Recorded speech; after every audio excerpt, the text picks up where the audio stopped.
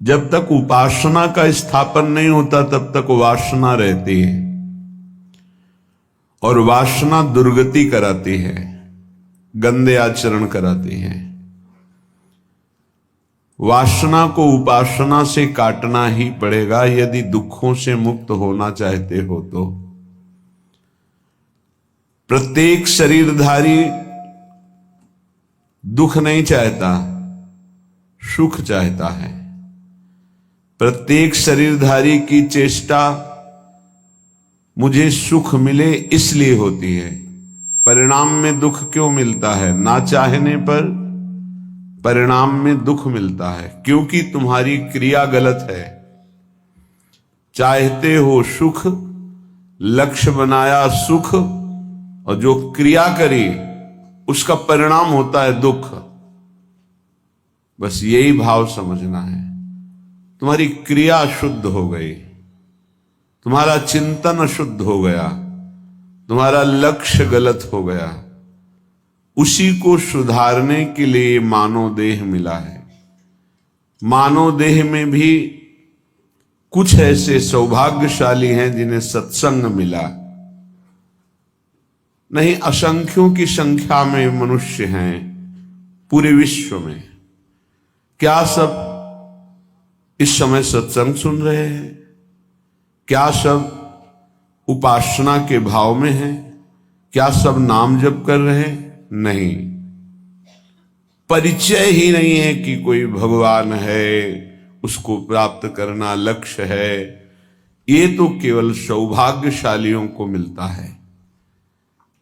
जो अर्थ में, काम में, भोगों में रत है, वो सौभाग्यशाली नहीं है।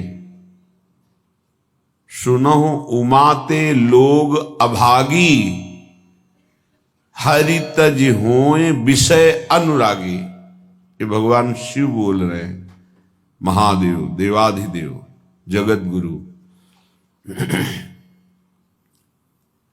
हे उमा, अभागी किन्हें कहते हैं? जिनके जीवन में नाम जप नहीं है, सदाचरण नहीं है, सत्संग नहीं है, भगवत उपासना नहीं है। वो कोई भी हो, कहीं भी हो, किसी भी पद पे हो, वह अभागी है। परिणाम उसका बहुत ही निंदनीय आएगा, क्योंकि बिना भगवान का आश्रय लिए बुद्धि अपवित्र रहती है। अपवित्र मलिन बुद्धि सदैव मन के अधीन रहती है।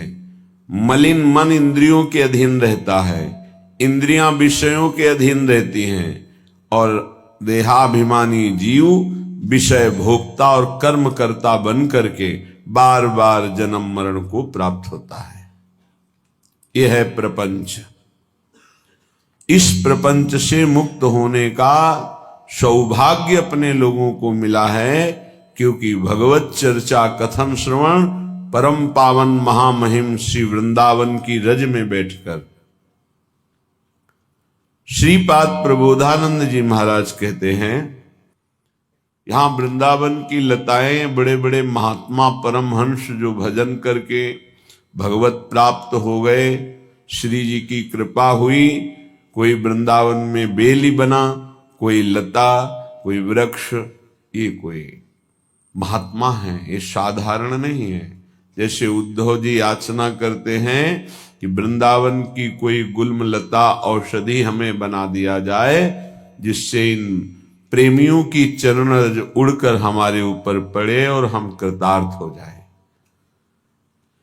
वृंदावन की लताओं में इतनी सामर्थ्य है कि करोड़ों कल्पतरु एक लता की समानता नहीं कर सकते, भले वो नीम या बबूल आदि की ही क्यों न हो।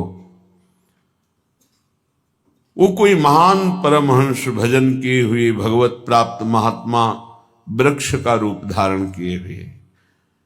बड़ा दुर्भाग्य है जिन्होंने वृंदावन की लताओं को काटा, उनकी दुर्गति पक्की है। हरिराम व्यास जी कहते हैं, कोटि ब्राह्मण के वध का उसको पाप लगता है जो एक शाखा काटता है वृंदावन की लता की। करोड़ ब्राह्मणों को ब्रह्म हत्या का पाप लगता है। अब जिन्होंने वासुदेव स्वरूप पीपल, भगवान शिव स्वरूप वट वृक्ष, ये सब बड़े बड़े महापुरुष इन वृक्षों के रूप में आए। श्याम सुंदर रूप तमाल, प्रियालाल का रस प्रदान करने वाली बेली लताएं उजाड़ दिया, बड़े बड़े वृक्षों को काट दिया। फिर वृंदावन वास करोगे, क्या प्राप्त होगा? या आप लाखों रुपए एकत्रित कर लिए, राधिका गाऊं कहां? कुंजन के कोने, 4 लताएं हैं, उन लताओं के नीचे बैठकर आपके रस भरे पद गाऊं, आपका नाम कीर्तन करूं, आपको पुकारूं, राधा राधा राधा।